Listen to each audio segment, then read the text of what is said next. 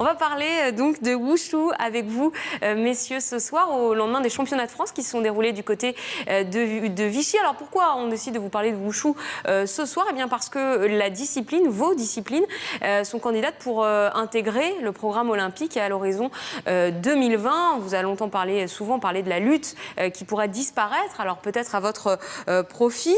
Messieurs, un sport tout droit venu de Chine. On va regarder à quoi ça ressemble, le Wushu, avec Elisa Lukavski. Et puis on en parle avec vous, bien sûr, juste après. La surface utilisée a beau ressembler à un tatami ou un petit ring. Ne vous y trompez pas, vous n'allez pas assister à un combat de judo ou de boxe, mais à une démonstration de Wushu. Le Wushu, art martial en chinois, compte 2 disciplines, le sanda et le taolu. À l'image du karaté où les sportifs peuvent s'exprimer à travers le kata, le taolu consiste en une chorégraphie martiale réalisée seule ou en groupe.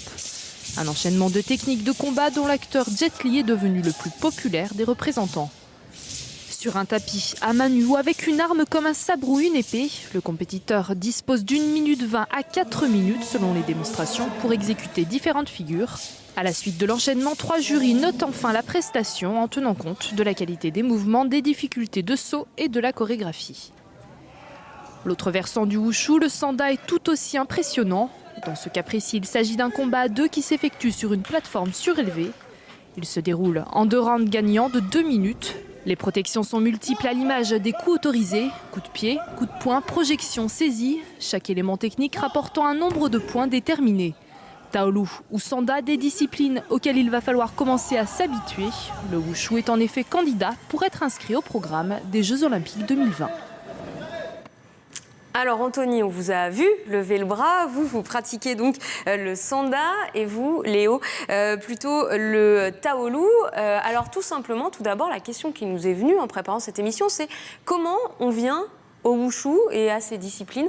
Comment vous avez choisi? Est-ce que ça fait longtemps d'ailleurs vous pratiquez ces disciplines-là? Alors moi c'était surtout avec les films d'arts martiaux en fait c'est vrai que voilà, Bruce Lee, Jackie Chan, Jet Li, je regardais les films et puis c'est vrai qu'au bout d'un moment c'est bien de regarder mais on veut aussi voir ce que ça fait de pratiquer et de pas être passif en fait, de faire l'action et donc voilà, donc j'ai trouvé un club et après donc peu à peu on progresse et après, le haut niveau, c'est aussi intéressant. Donc voilà, c'est comme ça que ça se fait. Vous aussi, Anthony, finalement, par le cinéma, vous y êtes venu ou Ouais, c'est par le cinéma, je pense, comme beaucoup de personnes. Donc, comme disait Léo, les films d'arts martiaux, Jackie Chan, Bruce Lee. Donc, moi, depuis tout petit, ça m'a toujours passionné. Je suis rentré dans les arts martiaux comme ça. Et voilà, quoi. Je pense que c'est la raison de tous les pratiquants d'arts martiaux, notamment de Wushu, quoi. On a tous été passionnés dans le plus jeune âge par ces films-là. Vous nous expliquez, le Wushu, on peut l'appeler communément le Kung Fu qui est plus connu du grand public. C'est aussi comme ça que vous êtes venu. Je veux juste m'attarder un petit peu sur votre parcours à vous. Léo, vous êtes doctorant en biomécanique et vous dites souvent que le Wushu, ça vous a énormément aidé pour vos études. Oui, alors... oui, parce qu'en fait, c'est un petit peu incongru tout de même. En fait, c'est vrai que pour moi, ça a toujours été un peu la même chose. C'est-à-dire qu'il y a une rigueur en fait, dans l'entraînement des arts martiaux chinois qu'il faut avoir la même en fait pour des études supérieures. Donc en fait la réflexion. Ouais, c'est ça, c'est d'essayer de prendre un peu de recul, de savoir faire les bons choix au bon moment. Et je pense que ça m'a apporté beaucoup, notamment dans des périodes d'examen et de concours assez difficiles où le fait notamment aussi de faire de la compétition, ça aide, on stresse moins peut-être. Ça détend forcément le sport en période d'examen comme ça. Vous, Pierre-Yves, vous êtes forcément un DTN heureux. Vous avez 30 000 licenciés dans votre fédération. Alors c'est plus qu'une fédération comme le badminton, par exemple, qui est pourtant le premier sport à l'école. Comment vous les attirez? Vous financez justement des films au cinéma pour attirer les jeunes enfants ou comment ça se passe? C'est d'abord, sur les 35 000 licenciés à la fédération, on a parlé du kung-fu, dans le wushu, il y a le kung-fu, le tai chi aussi. C'est le travail de terrain, le travail des professeurs Et c'est vrai que les gens derrière qui sont intéressés, ce que disaient Léo et Anthony, par les films d'arts martiaux derrière, ben, vont commencer à taper sur Internet, chercher les clubs d'arts martiaux.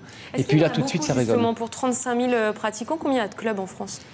Il y a 1000 clubs environ, mais pour 35 000 licenciés à la fédération délégataire, à la Fédération française de Wushu, il y en a énormément qui pratiquent encore en dehors. Et beaucoup de filles aussi. Et beaucoup de filles. On est, je pense, une des fédérations, je crois qu'on est à 60%. Et la parité est archi respectée dans les organes de direction. Sauf sur ce plateau ce soir, malheureusement. Ça, c'est un bon point pour défendre devant le CIO.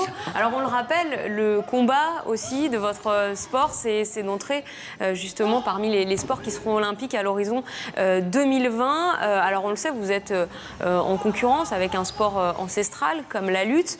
Qu'est-ce que vous mettez en avant pour dire le wushu, c'est bien et c'est mieux, ça doit devenir olympique ? Alors, ce qui est paradoxal, c'est que dans notre esprit, on n'est pas en concurrence. Dans notre esprit, on cherche à bien faire, on cherche à bien avancer. Les avantages du wushu, ben si on regarde le critère visuel, le critère spectaculaire, aujourd'hui, qui n'a pas vu des jeux vidéo et des films d'arts martiaux, on y faisait allusion tout à l'heure. Donc sur ce côté-là, je pense que les votants du CIO vont être bien rassurés. Il y a un petit côté aussi géopolitique quand même, parce que le wushu, c'est chinois. Évidemment. Jet Li est le représentant de la Fédération mondiale de wushu. À partir de là, il va y avoir un gros lobbying de fait. Mais, encore une fois, moi, je ne me suis pas réjoui de l'avis défavorable de la lutte. Elle n'est pas encore sortie. Et en interne, on dit toujours, entre nous, si le wushu est olympique, c'est mieux. Et si le wushu n'est pas olympique, c'est bien, et on sera content pour la discipline. Vous parlez de la lutte. L'un des critères du CIO, c'est aussi l'universalité de votre sport. On sait que la lutte est présente dans 200 fédérations mondiales. Est-ce que le wushu séduit beaucoup de fédérations à travers le monde ? Alors, le wushu séduit beaucoup de fédérations, et justement, c'était un petit peu le dilemme. Le mot wushu ne parle pas aux gens, mais quand on parle de tai chi, on parle de kung fu. Encore cet été, sur beaucoup de reportages d'événements en Chine, je me rappelle de l'événement de la voile qui a été couvert. Les médias sportifs avaient montré, pour faire allusion à la Chine, des pratiques de wushu, de tai chi. Alors c'est un sport chinois, est-ce que vraiment les Chinois dominent tout ? Quel est votre niveau par rapport justement aux Chinois, tous les deux ? Les Chinois ne dominent pas tout, non ? C'est vrai que c'est vrai Voilà, que ça c'est dit. c'est vrai que les Chinois ils sont forts, ça faut le reconnaître. Il n'y a pas que les Chinois d'ailleurs, il y a d'autres nations aussi qui sont très fortes. Mais la France, on a notre place.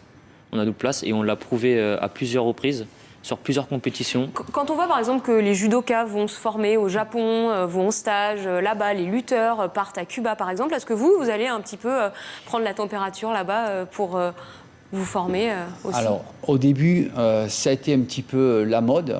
Et moi, je pense que c'est un côté positif pour prendre un peu d'expérience et c'est un côté négatif. J'estime que si une fédération derrière a des méthodes rationnelles d'entraînement, avec tous les composants de la performance, le physique, le technique, le psychologique, avec un bon staff, avec une bonne méthodologie d'entraînement, je sais qu'au niveau de méthode de préparation, on est largement au-dessus. Donc, c'est bien d'aller se montrer, de prendre de l'expérience, mais en même temps, c'est pas bien. Il faut trouver le juste milieu. Il faut garder quelques petits secrets oui, à la toujours garder un française. peu de mystère. Et on est d'accord. Et nous, on essaie vraiment de faire un wushu, c'est l'actualité, Made in France. Voilà. Bon, 2020, messieurs, ce sera loin pour vous, non ? Vous serez quoi, dans l'encadrement, au cas où ? Jusqu'à quel âge on pratique le wushu ? En Taolu, ça finit assez tôt, parce que c'est un sport très explosif, et c'est comme en sprint, comme dans toutes les disciplines explosives, en général, après 28 ans, ça commence à être difficile. Bon. On peut, ça se fait aussi, mais c'est vrai que le meilleur âge, en général, c'est autour de entre 22 et 27 ans. Donc, c'est vrai que 2020, ça sera... disons on fait un tremplin pour peut-être les jeunes de maintenant qui s'entraînent déjà bien, qui ont déjà des bons niveaux dans les clubs, comme on l'a vu d'ailleurs chez les juniors et même sur les championnats de France enfants, où il y a vraiment des bons niveaux qui commencent à sortir. Et pour eux, je pense que ça sera c'est pour eux qu'on travaille. Hein. Que vous vous battez pour que le sport devienne olympique à l'horizon 2020. On aura une tendance au mois de mai, deuxième présentation devant le CIO, et puis ce sera en septembre à Buenos Aires qu'on aura le nom de l'heureux élu. Donc peut-être la lutte qui vient de sortir provisoirement, ou peut-être, on ne sait jamais. Le Wushu, merci beaucoup en tout cas à tous les trois d'avoir été avec nous ce soir pour nous éclairer un petit peu sur ce sport qui nous était jusqu'alors encore bien méconnu.